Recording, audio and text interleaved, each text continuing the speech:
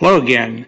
This is a continuation set of slides for week 13, topic number one. Right back on when I was talking about the sixth point in the first set of slides that's labeled topic one, there was a computer glitch, and you might have seen a couple of slides there, and then there was no audio. But anyway, I backed up a little bit. I was in the middle of point number six. I'm just going to go ahead and start with six and do 6, 7, 8, and 9 in that list of 9 tools. The point number 6 was beware of auction traps, and the author of the negotiating book talks about a situation where the dollar auction game basically has 3 different types of outcomes that are a result of it. And one of them is the escalation of commitment. Another one is called competitive arousal, and the third one is taking the other side's perspective.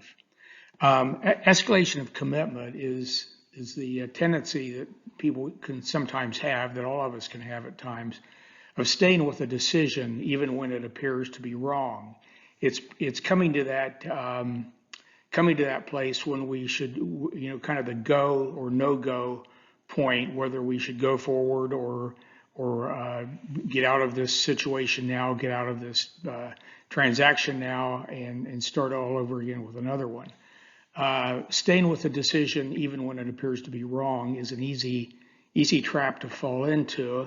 It has to do with our commitment, and sometimes it has to do with commitment of money.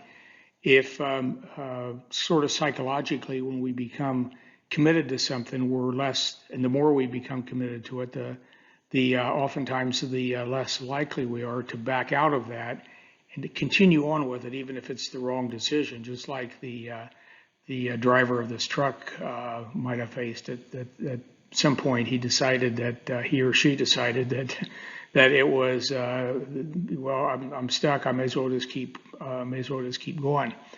Escalation of commitment examples are there are lots of them, but one that's easy to talk about, and one we've probably all faced at some time. It's when at that decision point of when to stop putting money into an old car. When do we stop putting money into a car to have it repaired, as opposed to getting rid of it and just starting fresh with another used car or another new car. It's easy sometimes to continue on to escalate commitment when we have, after we put so much money into a car, we start thinking to ourselves, well, maybe and something else goes wrong with it. There's a tendency to put more in because you're trying to protect the last big investment that you put into these repair bills, and so it just keeps multiplying. You're putting more money. Kind of good money is chasing bad money, is chasing bad investments. So escalations of commitment have been mentioned sometimes in the world scene about when countries have put troops into another country to in a sense, to maybe help bring about a quick solution to some problem that's going on in that particular country.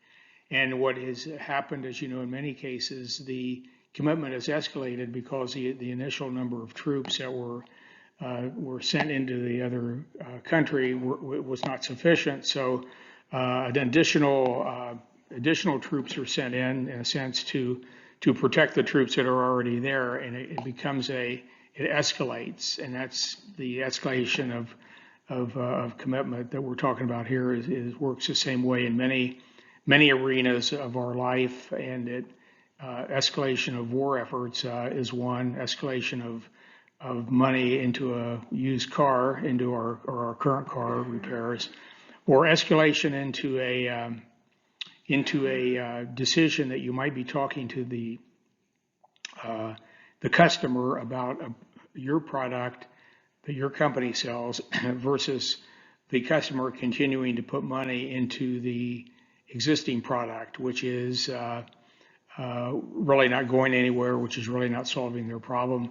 It also might explain the reason why the customer is reluctant to go with your product, because there is already so much money invested in trying to get the old one to work.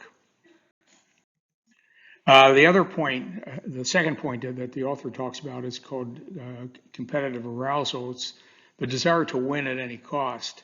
And this comes up when in a sales situation when there's it's kind of an intense rivalry between two individuals, and particularly more so from the one who is really pushing to win at any cost. And losing sight of the fact that there is a solution to a problem that's really the main focus. Sometimes just the rivalry between two people, and you know this, and you've seen this about two people can start a rivalry, an argument, a discussion, and it continues to go on because one or the other has a desire they want to win at any cost, whether it comes to a good conclusion or not. When this happens in a sales situation, one way to handle that is to negotiate through an agent or use a team to handle negotiations.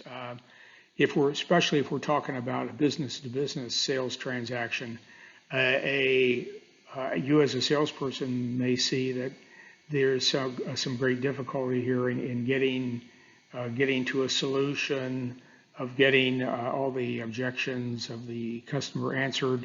So you might suggest, as a way to save the process, or to save the sale, if you want to say it that way, is to ask the customer to say, I think we agree on a lot of things here, but we're having a hard time coming to some conclusion, coming to some result.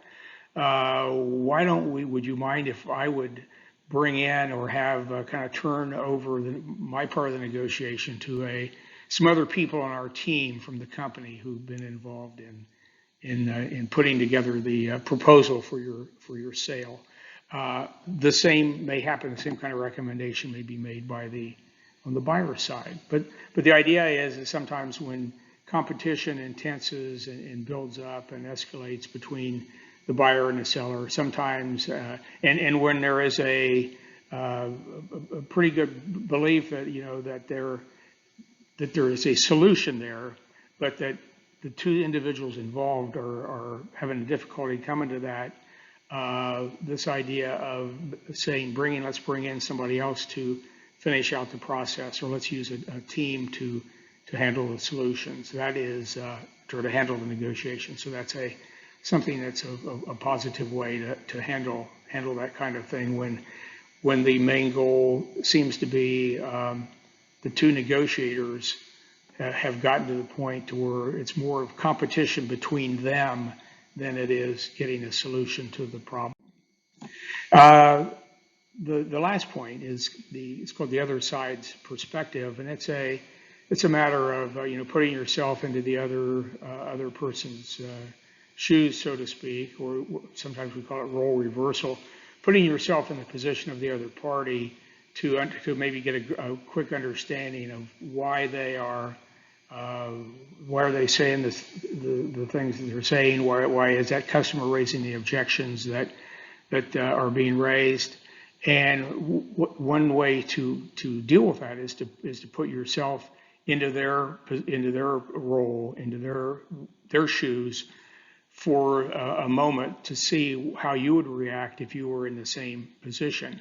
It might be that they're behaving the way they are in discussing the product. It may be that there's maybe pressure that they're getting from their company in terms of this transaction, where you're the seller and they're the buyer, and they're getting some pressure to get additional price reductions, to get other benefits along with the product.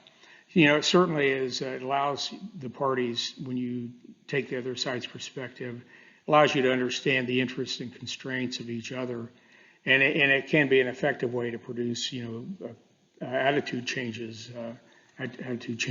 particularly.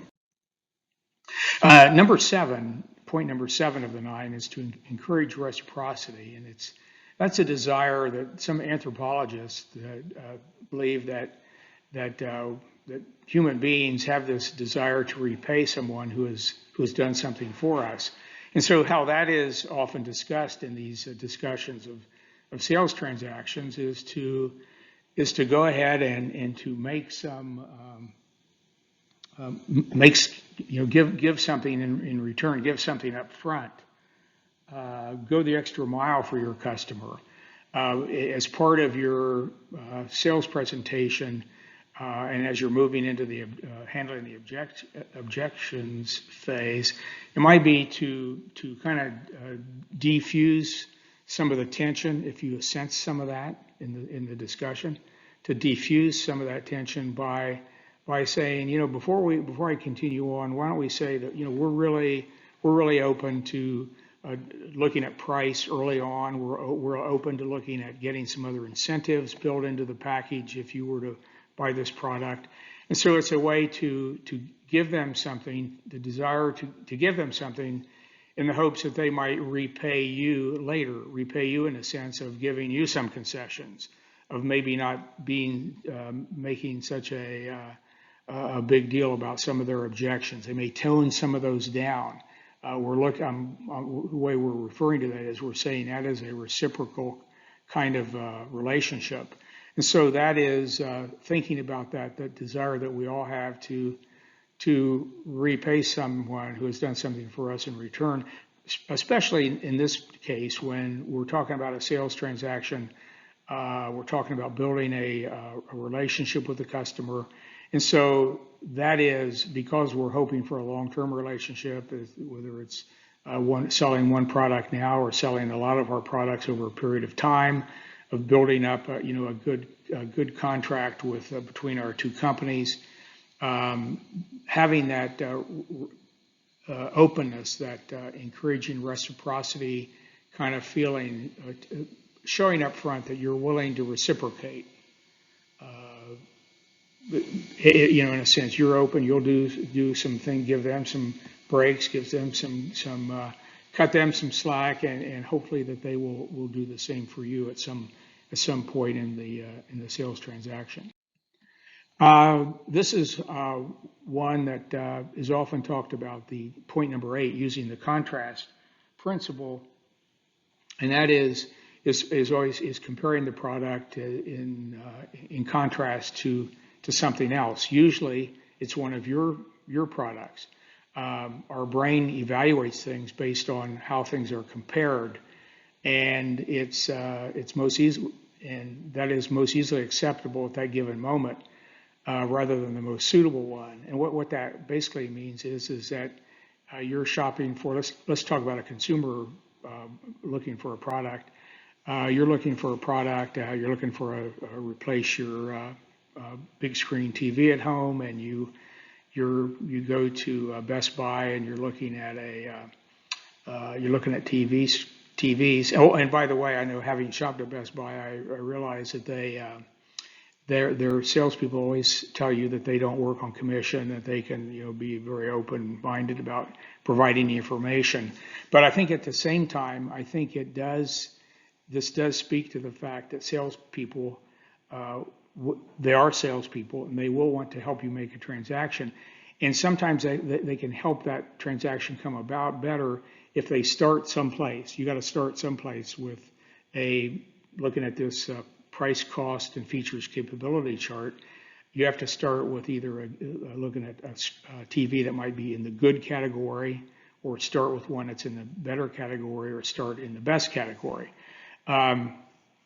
It's a matter of probably a starting place would be they will start you with probably at the good level, and that will be and maybe that's what you were looking for. Maybe that's where you were when the salesperson approached you. You were looking at a product that might be good in terms of price and cost.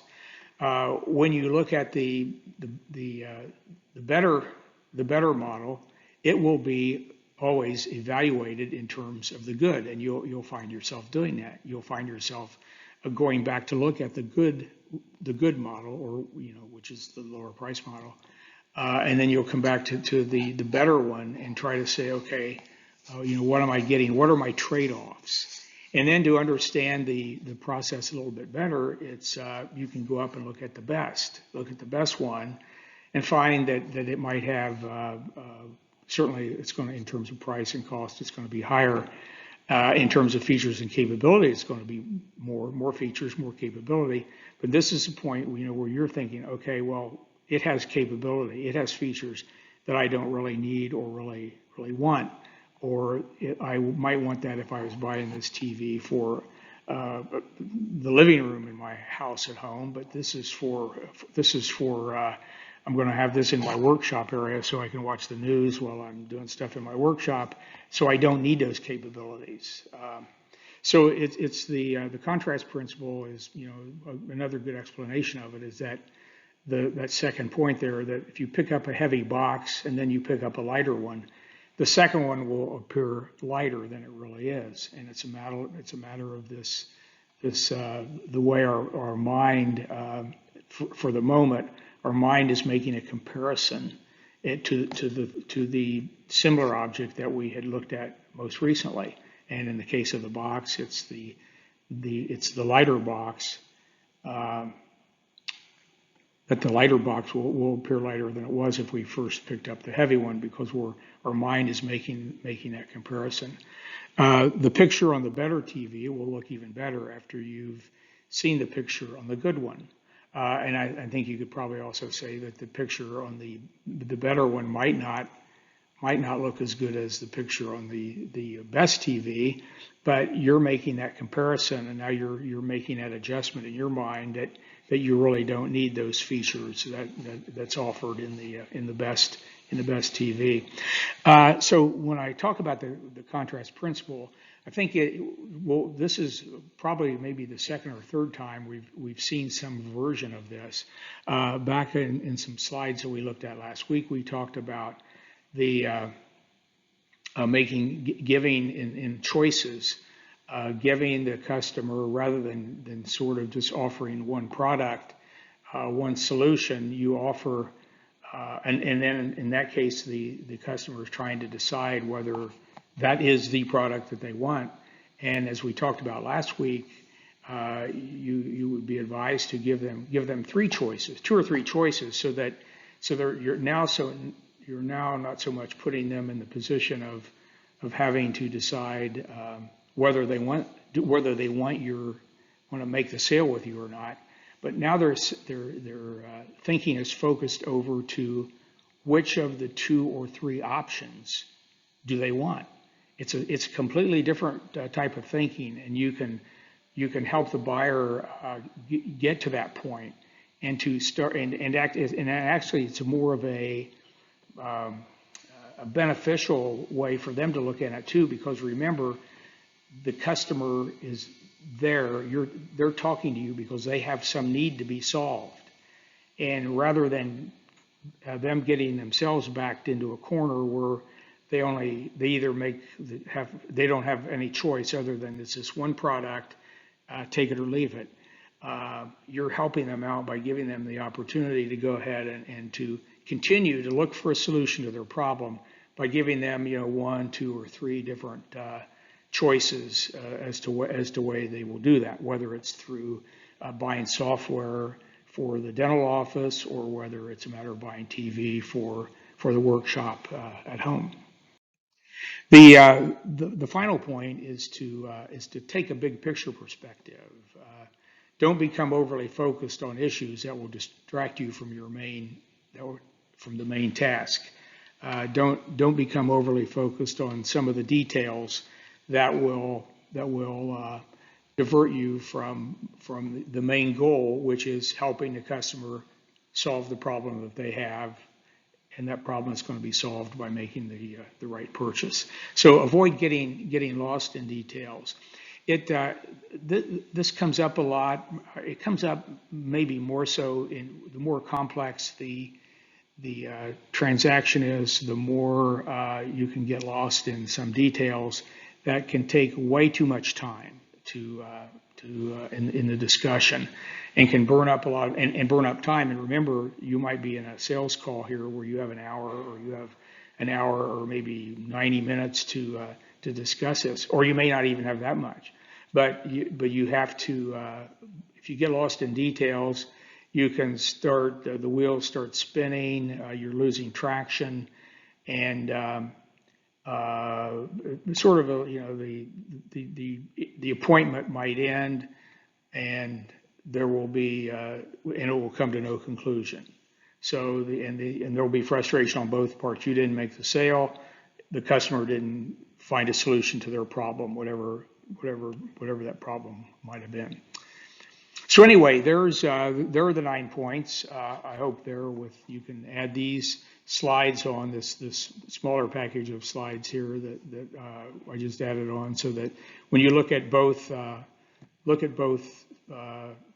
points, topic 1 has 2 different places to click on in the module for week 13.